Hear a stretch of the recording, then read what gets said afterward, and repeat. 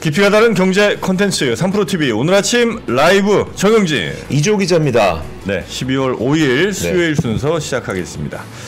자, 하여튼 뭐 우리가 굉장히 큰 일이 있었고요. 네, 다행히 잘 수습은 좀 된 것 같으나 그럼에도 불구하고 여전히 혼란이 좀 많이 남아 있습니다. 아직까지 일정 남은 것도 많이 있고요. 그렇습니다. 그래서 해결해야 될 일들이 굉장히 많은데요. 과연 그 어려운 숙제들을 어떻게 또 풀어 나가는지 정치권과 또 국민들 또 모든 분들이 아마 힘을 좀 합쳐야 될 때인 것 같습니다. 그리고 또 외국에서도 우리를 보는 시선들 이것들이 또 더 좋아지기 위해서 또 그런 노력도 열심히 좀 많이 해야 되겠죠. 우리나라에서 그러니까 우리가 지금 방송에 좀 집중해야 되는 거는 아무래도 또 이제 경제와 관련된 이제 외국인들의 시각일 테니까 그 부분을 오늘 인덱스 시간에 저희 권순우 취재팀장이 좀 준비를 했습니다. 어제 보니까 외국인 투자자와 직접 통화를 좀 관계자분들과 통화를 좀 하는 것 같던데 이번 사태를 과연 그런 외국인 투자자는 어떻게 바라보고 있는지에 대한 이야기를 잠시 후 인덱스 시간에 좀 정리해드리도록 하겠습니다. 자, 그러면 오늘 먼저 그 뉴스를 살펴봐야 될 텐데요. 뉴스는 오늘 류종훈 기자와 함께 시작해 보도록 하겠습니다. 어서 오십시오, 기자님. 어서 오세요. 네, 안녕하십니까, 류종훈입니다. 자, 어젯밤에 뭐 우리나라는 어제 좀 많은 일들이 있었지만 미국 같은 경우에는 뭐 분위기가 되게 좋았습니다. 아시겠지만 어제 4대 지수가 모두 다 올랐고요. 그리고 이제 다우지수 같은 경우에는 사상 처음으로 45,000선 위에서 마감을 했는데 표 보면서 말씀드리겠습니다. 다우 같은 경우에는 이제 전장 대비 0.69% 올라서 45,014로 이제 마감을 했고요. 나스닥 같은 경우에는 19,735.1로 전장 대비 1.3% 올랐습니다. S&P 500도 지금 0.61% 올랐고요. 러셀 2000 같은 경우에도 지금 이제 0.36% 오르면서 240선 위에서 마감을 했습니다. 여기 보시면은 이제 전반적으로 다 좋았는데 특히나 이제 M7이 다 좋았고요. 다음 거 한번 보시면은 마이크로소프트, 애플, 엔비디아, 아마존, 테슬라, 구글 다 좋았습니다. 다 좋았고 이제 세일즈포스 같은 경우에도 어제 좀 실적은 좋지 않게 나왔는데 전망치가 좋게 나오면서 이제 조금 계속 올랐다라고 나오고 있고요. 또 이제 ISM에서 이제 발표했던 11월 서비스업 구매자 관리 지수 같은 경우에는 52.1을 기록을 하면서 시장 예상치보다는 낮았지만 그래도 좀 이렇게 좋게 이야기가 좀 해석이 되는 것 같고요. ADP 같은 경우에도 지금 민간 고용이 14만 6천 명 증가했다라고 나왔습니다. 이거 역시도 이제 시장 예상치를 밑도는 결과였습니다. 뭐 미국 같은 경우에는 지금 계속해서 좋게 좋은 일들이 많다고 보여지고요. 이제 트럼프 정부가 이제 들어서는 거에 대해서 이제 한 달 지금 당선된 지 한 달 됐거든요. 이제 그러면서 이제 점점 이제 정권 교체에 대한 기대감이 계속해서 시장에 지금 반영되고 있는 모습이라고 보면 될 것 같습니다.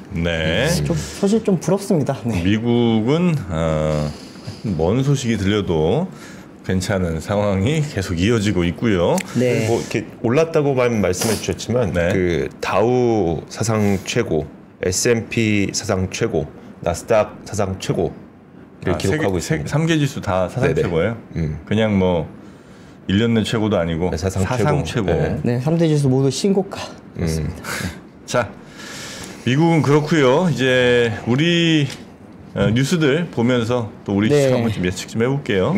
저 지금 뭐 이제 계엄 관련해 가지고 이제는 뭐 좀 많이들 어제 하루 종일 들으셔가지고 좀 뭐 벌써 잊혀졌다기보다 조금 이제 오래된 이야기처럼 느끼시는 분들도 있을 수 있는데 너무 정보가 좀 많이 흘러나오다 보니까 이거 이제 정보도 너무 많고요. 또 시시각각으로 계속해서 지금 바뀌고 있는 이야기들이 많습니다. 일단 여기에 대해서 좀 말씀을 드리자면은 일단은 윤석열 대통령이 이제 계엄에 대해서는 잘못이 없다라고 어제 발언을 좀 했고요. 그리고 이제 여당 쪽에서는 윤석열 대통령의 탄핵을 반대하겠다라고 하는 당론을 결정을 했습니다. 또 이제 한덕수 총리를 비롯해서 이제 국무위원 전원이 지금 사의를 표명한 상태가 되면서 지금 이제 어떻게 보면은 정부 자체에 지금 능력의 상실이라고 할 수 있을 정도로 지금 약간은 힘들어지는 상황으로 넘어가고 있고요. 이 와중에 이제 야 6당에서는 어제 다 탄핵 소추안을 어제 이제 낸 상황인데 이 부분을 좀 정리를 좀 해서 말씀을 드리면은 대통령은 지금 계엄에 대해서 이게 잘못한 선택이 아니다라는 입장이라는 거죠? 그렇습니다. 윤 대통령 같은 경우는 일단 어제 그 여당 그 의원들과 중진 이상의 의원들과 이제 또 국무위원들을 만나면서 이야기를 하면서 이게 나는 이제 민주당이 폭거를 막기 위해서 이제 계엄을 선포했던 거지 여기에 대한 잘못은 없다라고 이야기를 했습니다.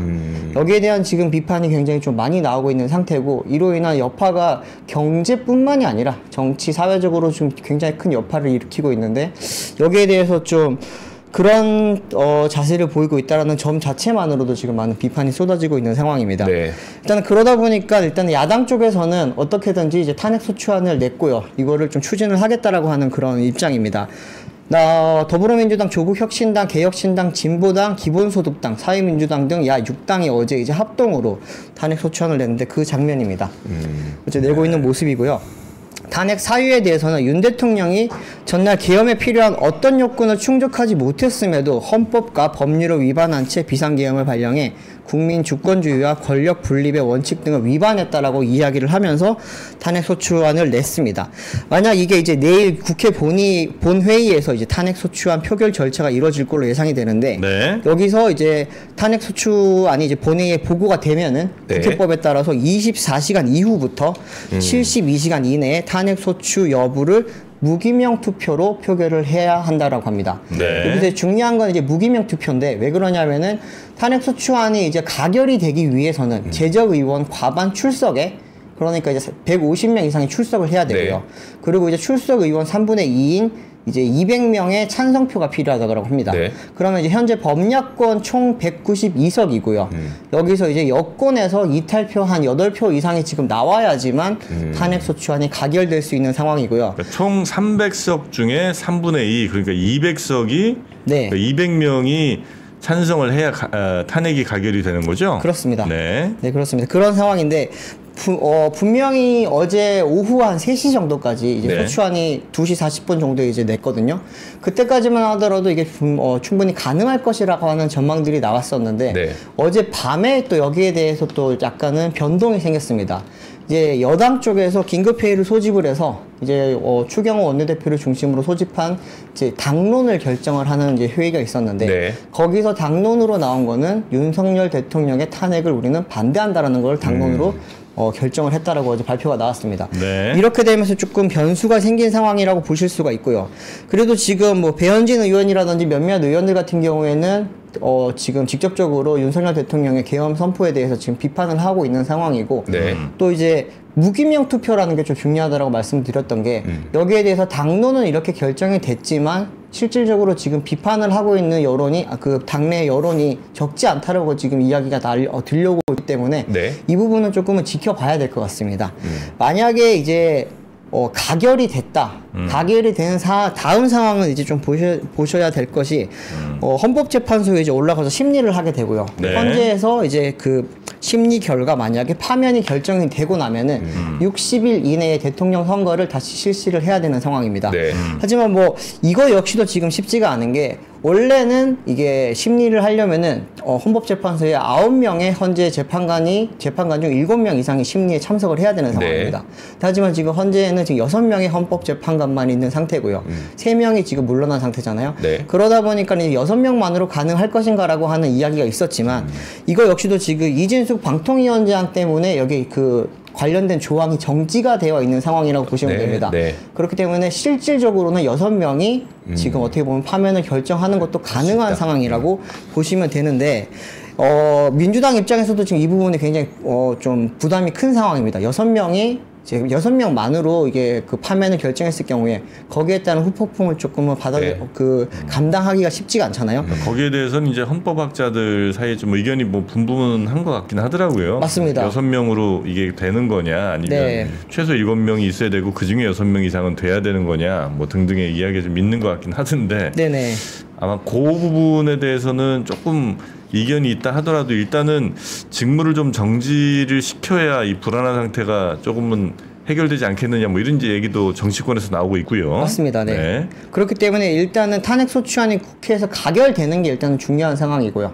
가결이 되고 나면은 대통령 직무가 정지가 되고 권한대행 체제로 넘어가게 됩니다. 그렇기 때문에 이 이후에 이제 헌법재판소에서 어떤 결과가 나올지를 봐야 되기 때문에 가결시키는 게 일단은 야당의 지금 제1차 목표라고 합니다. 네. 그리고 2차 목표에는 이제 파면을 위해서 헌재 위원들을 지금 추천을 한 상황인데 민주당이 어제 이제 마은혁 그리고 정계선 판사를 재판관 후보자로 추천하기로 결정을 했습니다. 네. 그리고 이제 국민의힘에서도 지금 한 명을 추천해야 되는 상황인데 여기는 아직까지 결정을 하지 않은 상황이고요. 네. 이번 같은 경우에는 이제 대통령이 권한이 아니고요. 이제 국회에서 추천하는 상황이다 보니까 어쨌든 대통령의 승인은 뭐 이제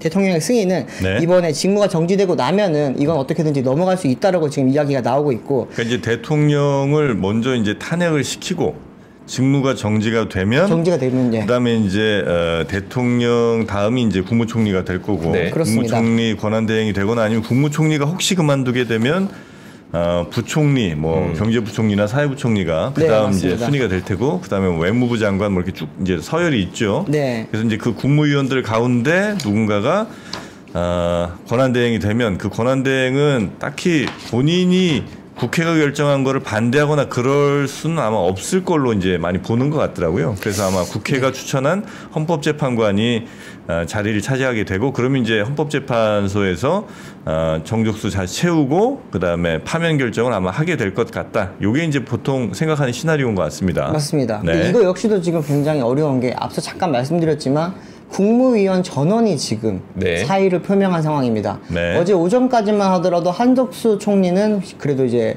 사의를 표명을 하지 않았고요. 최상목 경제부총리만 최상목 경제부총리를 포함한 나머지 국무위원들이 이제 사의를 표명을 한 상태였는데 네. 어제 저녁에 이제 윤석열 대통령과 만나는 자리에서 한덕수 총리도 이제 사의를 표명을 한 상황이고요. 여기에 대해서는 이제 윤석열 대통령이 어떻게 받아들이겠다 말겠다라고 하는 이야기를 아직까지는 나오지 않은 상황입니다만 만약에 한덕수 총리까지 만약에 그 자리에서 물러나게 된다.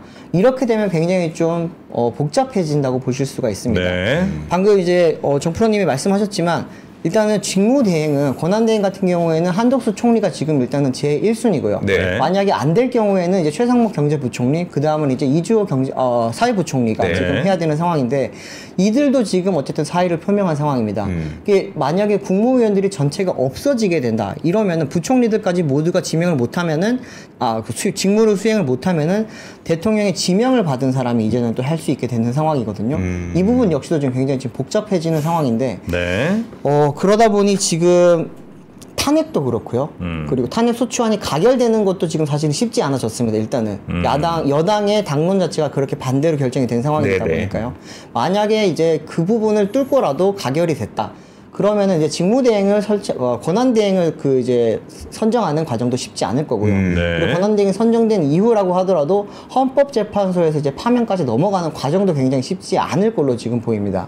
현재에서는 심리를 시작하고 나면은 180일 이내에 그 결과를 내놔야 되는 상황이거든요. 근데 그 과정이 얼마나 지금 이제 순탄치 않게 진행될지가 보이다 보니까 지금 국회에서도 단순히 지금 빨리 탄핵소추안을 가결시키는 게 문제가 아니라 그 다음 스텝까지 지금 일단은 모든 길에 대해서 좀 방안들을 마련해놓고 지금 이제 탄핵소추안을 가결시키는 방안도 지금 검토를 하고 있다라고 합니다. 그러니까 일단 여당 의원들을 설득을 해서 최소 8명 이상을 이제 그렇습니다. 가결을 하도록 만드는 게 이제 중요하다는 게 민주당 생각인 거고. 네네.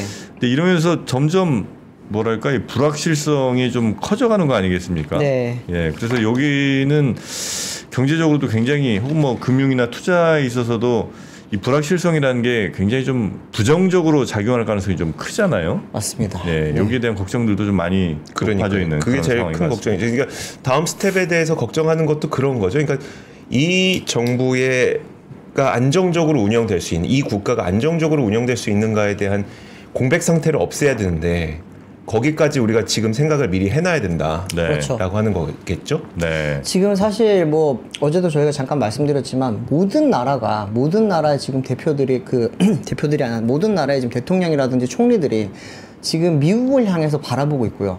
트럼프 정부가 들어서게 될 경우에는 보호무역주의가 우리가 1기 때 겪었던 것보다도 훨씬 강한 지금 이거 보호무역주의를 우리가 대응을 해야 된단 말이에요.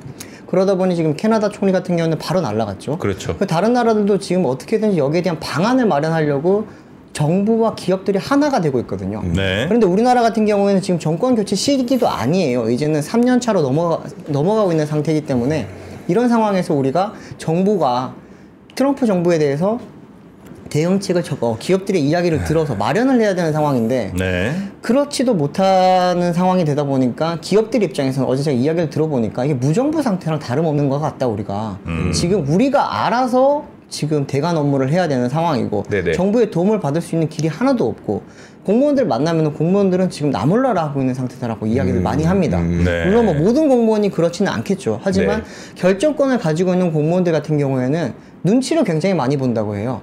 다음번 정부가 지금 들어올지 안 들어올지 모르는 상황에서 섣불리 내가 이걸 위해서 움직였다가 거기에 대한 이제 그 귀책을 다음번 정부 넘어갔을 때 자기가 받으면 어떡하냐라는 그런 식의 지금 반응들이 많다 보니까 기업들의 입장에서는 굉장히 지금 불안하고 답답하다고 합니다.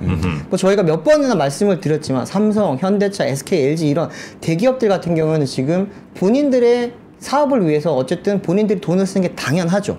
하지만 정부가 있는 이유는 여기에 대해서 도움을 주고 서포트를 주고 길을 열어주고 여기에 또 길을 대주고 하는 게 지금 정부의 역할인데 그 부분을 지금 전혀 못하고 있는 상황에서 이런 정부까지 가게 된다면은 내년 트럼프 정권 그 굉장히 초반에 한 6개월 동안에 우리는 얼마나 큰 타격을 입을 것인가에 대한 지금 우려가 굉장히 크다고 합니다. 네. 알겠습니다. 두 번째 뉴스도 바로 그러면 경제적인 여파에 대해서 바로 말씀을 드리겠습니다. 이게 어제 우리가 이제 제일 유심히 봤던 거는 처음에는 환율이었잖아요. 그렇죠. 환율이 이제 어제가 아니죠. 이제는 이제 지난 밤 동안에 1,448원까지 올라갔다가 다시 1,420원대까지 내려가면서 조금 안정화가 됐고 어제 환율이 시작할 때는 그래도 1,410원대에서 시작을 했고 마무리도 결국에는 1,410원에 마무리를 했습니다. 이렇게 될 수 있었던 거는 이제 정부 쪽에서는 어쨌든 금융당국에서는 우리가 최대한의 무제한 유동성을 공급을 해서 이 부분을 위기를 막겠다, 변동성을 최소화하겠다라고 하는 그런 이야기가 나온 덕분에 아시겠지만 뭐 이제 그 증시도 조금은 우리가 우려했던 것보다는 안정이 됐고요. 그리고 환율 같은 경우에는 정말 큰 우려가 있었는데 1,450원 이야기가 사실 많이 나왔었잖아요. 그럼에도 불구하고 1,410원대에 마무리를 할 수 있었던 거는 그런 이제 금융당국의 의지가 보였기 때문이긴 한데 어쨌든 우리의 연기금이라든지 기관들은 많이 샀어요. 샀는데 외국인들이 많이 떠났습니다. 외국인들이 많이 떠나다 보니까 이 부분에 대한 여파가 굉장히 컸다고 볼 수 있거든요. 외국인들이 떠나면서 이제 우리가 좀 어떻게 보면은 어제 6천억 원 가량이 지금 선물과 선물에서 떠났는데 그 부분에 대해서 이야기를 조금을 드려보겠습니다. 어제 일단은 주식시장 같은 경우에 우리가 이제 코스피가 1.97% 내렸고 한때는 2% 넘게 하락을 했었죠. 그러다가 이제 안정 조치들이 조금 나오기 시작을 하면서 결국에는 1.44% 하락한 2,464.00으로 거래를 마쳤습니다. 외국인들 같은 경우에는 이제 4천억 원 그리고 이제 코스피 200 선물 시장에서 2천억 원 이렇게 하면서 약 6천억 원 이상의 지금 순매도를 기록을 하면서 지수를 좀 끌어내리는데 주요 원인이 됐다라고 이야기가 나옵니다. 또 이제 트럼프 재집권에 따른 수출 타격 리스크라든지 한국 기업들의 신성장 동력 부재 등으로 이제 안 그래도 좀 많이 힘들다고 하는데 계엄에 따른 위험이 나오다 보니까 이 부분에 대해서 이제 본국에서 이제 한국 투자를 최소화하라 그리고 이제 더 이상의 움직임을 하지 말고 이제는 정리 단계로 들어가라고 하는 그런 주문들이 많았다고 합니다. 이게 국내에 있는 외국계 기업가 그리고 이제 금융기관들이 그런 이제 이야기들을 본국에서 받다 보니까 웬만하면 다 뺐다고 하더라고요. 그러면서 이제 6천억 원 이상이 지금 빠지면서 우리가 좀 주가가 많이 내려갔다고 보시면 될 것 같고 독립적인 정도 생각하던 그 외국인 투자자들도 빼고 빼려고 했던 친구들은 더 빨리 빼고 그렇습니다. 그런 일들이 이제 어제부터 아마 더 벌어질 가능성이 좀 높겠네요. 어제도 그렇고 오늘이나 쭉 이어질 가능성. 한동안은 계속 벌어진다고 볼 수밖에 없을 것 같고요. 지금 보고 있는 거는 일단은 탄핵소추안 가결 여부에 따라서도 이제 또 여러 가지 그 여파가 있을 수 있기 때문에 불확실성은 한동안 계속 지속될 거라고 지금 이야기가 나오고 있습니다. 이제 환율이 정말 급등락을 했는데 이 화표 하나 좀 띄워주십시오. 환율 보시면 이제 1,448원까지 거의 갔다가 떨어졌잖아요. 이게 이제 어제 밤의 모습이고요. 지난 밤이죠. 이제 그저께 밤이었고 이제 이만큼 다시 환율이 안정화가 됐다가 오르락 내리락 했습니다. 이렇게 하면서 그래도 1,410.1원의 그래도 거래를 마쳤다는 것 자체만으로도 일단은 다행이라고 봤는데 지금 선물 시장에서는 이미 또 올라 있는 상태입니다. 1,410 아까 들어오기 직전에 봤을 때는 1,418원 그 정도였거든요. 그렇기 때문에 오늘도 일단은 안심을 할 수 없는 상태라고 하고요. 원래 환율이라는 거는 대체로 이제 달러가 어떻게 움직이느냐에 따라서 우리 환율이 결정되는 게 일반적인데 그래서 뭐 달러 인덱스니 뭐 이런 것 때문에 우리 환율이 뭐 올라가고 내려가고 보통 많이 하잖아요. 그렇죠. 근데 지금 이 상황은 순수하게 우리 안의 문제로 환율이 저렇게 폭등했다가 널뛰기 한 거 아니겠습니까? 네, 맞습니다. 이게 어제 밤에 그저께 밤에 이제 환율도 환율이었는데 코인 시장이 24시간 돌아가다 보니까 엄청났습니다. 이제 비트코인 같은 경우에는 1억 3천 한 500, 600 이런 상태여 있다가 갑자기 8,800만 원까지 이렇게 낙뢰를 그렸거든요. 네. 그랬다가 이제 한 30분 사이에 다시 회복하면서 올라왔는데 그 사이에 굉장히 많은 일들이 있었다고 하고요. 이건 대부분 뭐 프로그램 매도가 있었다고는 하는데 뭐 서버가 다운된 건지 하여튼 뭐 거래도 잘 안 됐던 경우가 네, 뭐 접속도 안 되고 그러더라고요. 그랬죠. 네. 그러다 보니까 이제 어떤 분들은 막 부랴부랴 팔려고 했는데 못 팔아서 괜찮았다고 하는 분들도 있고 네. 나는 운 좋게 로그인해서 팔아서 손해를 봤다라고 하는 그런 분들도 있었고요. 뭐 어떤 분들은 뭐 잡았다라고 하는데 그 변동폭이 있으면서 지금 굉장히 또 여러 가지 일도 있었고요. 또 하나는 업비트라고 하는 거래소가 네. 원래 이제 제가 알기로는 세계 한 5대 6대 정도 규모의 거래소인데 네. 그날 밤 사이에만 40조 원 가량의 거래 금액이 나오면서 세계 3위의 거래소로 어제 잠깐 등극을 했다고 합니다. 40조 원이요? 네, 하루 거래량이 40조 원입니다. 우리나라 총 거래액이 한 15조 네, 코스피, 코스닥 예, 합쳐서 그렇죠. 합쳐서 그렇게 되는데, 네. 근데 저희가 그때 얼마 전에 보도 드릴 때도 업비트가 코스피 코스닥을 넘었다, 잠깐 넘었다, 그때 15조 넘으면서 넘었다라는 이런 이야기를 드렸던 적이 있는데 그저께 밤 사이에는 40조 원을 네. 기록을 했죠. 이거 보니까 세계 1등이 거의 뭐 보통은 바이낸스인데 어떤 이유인지 모르겠지만 제가 모르는 거래소가 1등이라고 나왔고요. 네. 두 번째가 바이낸스가 한 80조 원 정도 기록을 했습니다. 네. 그리고 이제 업비트가 40조 원 정도 기록을 했는데 업비트 같은 경우에는 수수료 장사를 하는 곳이잖아요. 네. 11조가 거래될 때 10억을 남긴다고 보면 되거든요. 그럼 그러니까 40조면은 400억 원의 네네. 이제 이익을 남겼다고 보시면 하루에? 되겠습니다. 하루에요. 네. 한창 때 저희가 이제 2020년, 2021년 이때 전 코인 불장 뭐 이런 이야기를 할 때 네. 있잖아요. 그때 업비트의 운영사인 두나무의 영업이익률이 88%인가 90%인가 그랬습니다. 영업이익률이. 네네. 네. 뭐 그때 당시에 보면은 뭐 성과급으로 연봉에 2배, 3배를 받고 뭐 스톡 옵션도 엄청나게 뿌리고 막 이런 이야기가 많긴 했었는데 어쨌든 뭐 코인 시장 같은 경우는 24시간 돌아가다 보니까 이게 단순히 우리나라 국민들만 쓰는 게 아니고 전 세계에서 많이 쓰고 있거든요. 네. 거기에 대한 변동성이 굉장히 지금 영향을 많이 미치고 있는 거라고 보시면 될 것 같고요. 환율이 일단은 이제 안정화가 돼야지만 우리나라가 어쨌든 대부분의 산업 자체와 경제 금융 자체가 우리나라 원달러 환율에 따라서 움직이잖아요. 환율이 이렇게 불안정하게 되면 오늘 또 외국인들이 돈을 빼서 나갈 수도 있는 상황입니다. 그렇기 때문에 여기에 대해서 지금 정부와 금융당국에서는 뭐 50조 원 가량의 지금 뭐 증환펀드랑 네. 채권펀드 등을 포함을 해서 이제 무제한 유동성 공급하기로 이야기를 했잖아요. 근데 여기에 대해서도 지금 비판이 또 나오는 게 준비가 됐다라고 하는 이야기는 계속해서 있는데 언제 집행하냐? 집행하는 것에 대해서도 빨리 발표를 해달라. 네. 거기에 대한 계획만 발표를 하지 말고 이런 이야기가 일단은 나오고 있습니다.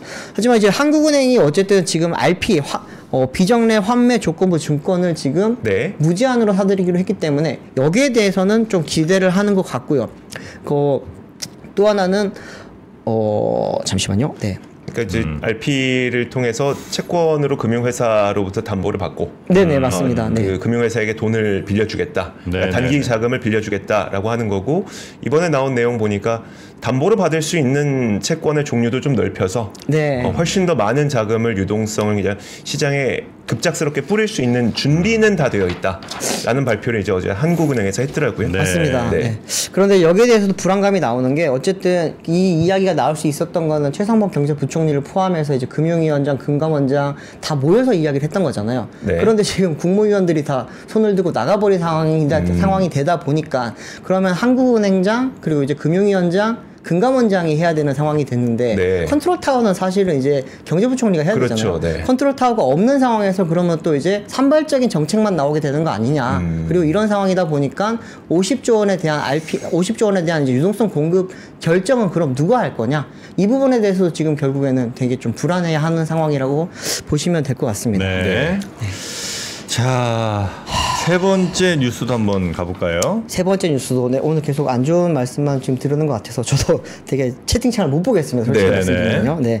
근데 이제 우리나라가 이렇게 되면서 어제 좀 신용등급이라든지 국가 이제 경제 성장률 전망치에 대해서 좀 많이 불안감을 가졌었는데 어제 이제 S&P 쪽에서는 어쨌든 계엄령이 우리에게는 단기적으로 한국의 국가 신용도에는 크게 영향을 미치진 않을 것이다 네. 라고 하는 이야기도 있었고, 나이스 심평에서도 크게 영향을 미치지 않을 걸로 지금 우리는 보고 있다. 뭐 민주주의가 잘 만들어진 덕분인지 네. 어쨌든 6시간 만에 계엄령이 해제가 됐고 여기에 대해서는 좀 좋게 많이 평가를 했다라고 하는데, 무디스 쪽에서도 또 완전 정반대의 이야기를 내놨었거든요. 네. 무디스는 이제 방금 말씀드렸던 S&P 같은 경우에는 한국에서 있었던 행사에서 이야기를 한 거다 보니까 어느 정도 눈치를 보거나 아니면은 뭐 한국 분위기 좀 감안해서 이야기한 것이지 않겠냐라고 하는 그런 분석이 많은데, 무디스 같은 경우에는 외신을 통해서 나온 이야기를 봤을 때는 단기적이기보다는 중장기적으로 봤을 때 지금 이 사태가 바로 끝나지 않을 거기 때문에 국가 신용도에 영향을 미칠 수도 있다라고 하는 이야기를 했습니다.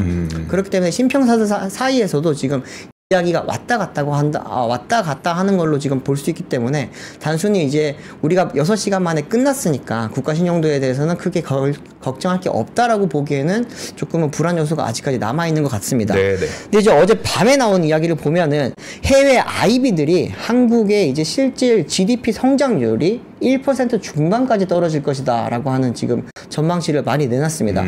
이게 한두 군데서 나온 게 아니다 보니까 이제 여기에 대해서 지금 뭐라 그럴까, 여기에 대해서 모아서 하나 가져왔는데, 대표적인 곳이 CT였습니다. CT 하나 좀 띄워주세요.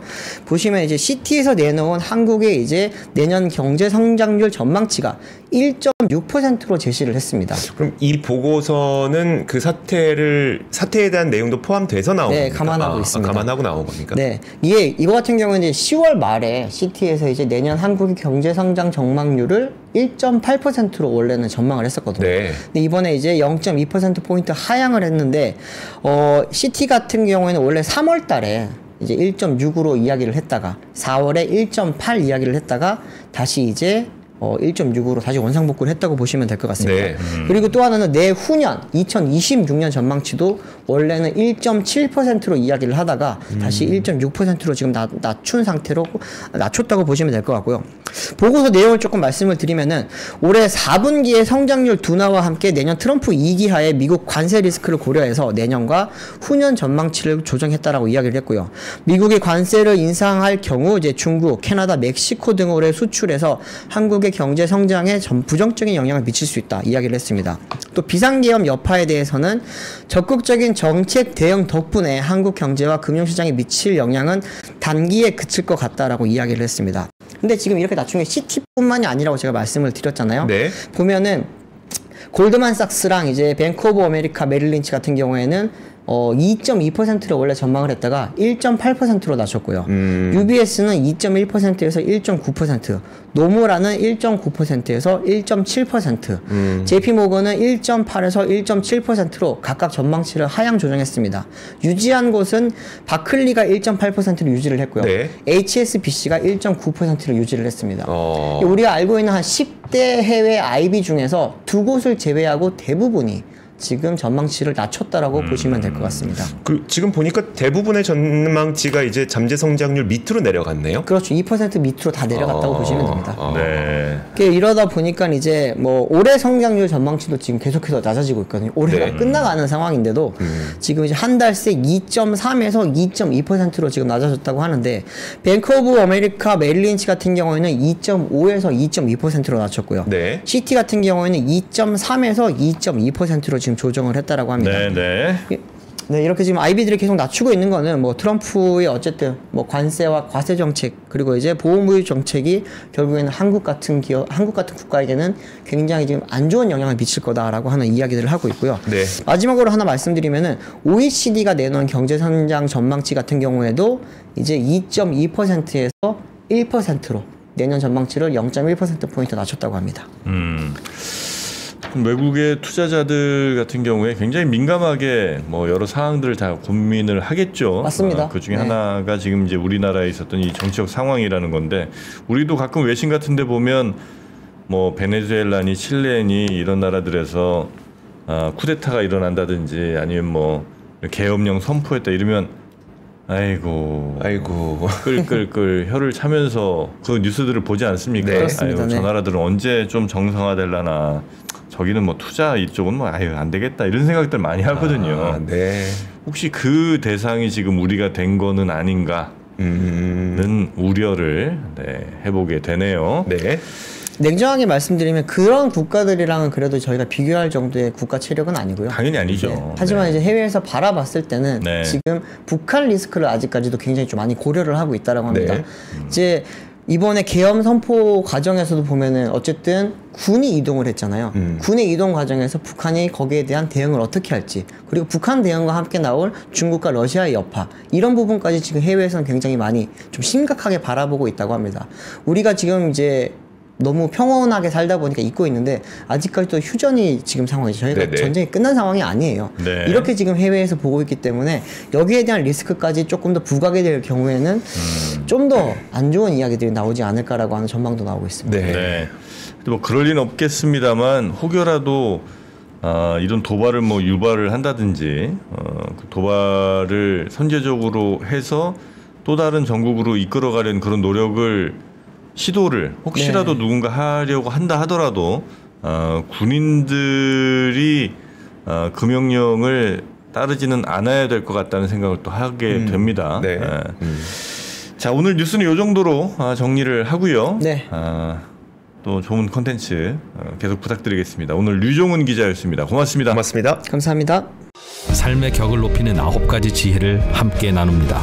위즈덤 칼리지 시즌 2 영상 아래 링크를 클릭하시면 자세한 내용을 확인하실 수 있습니다.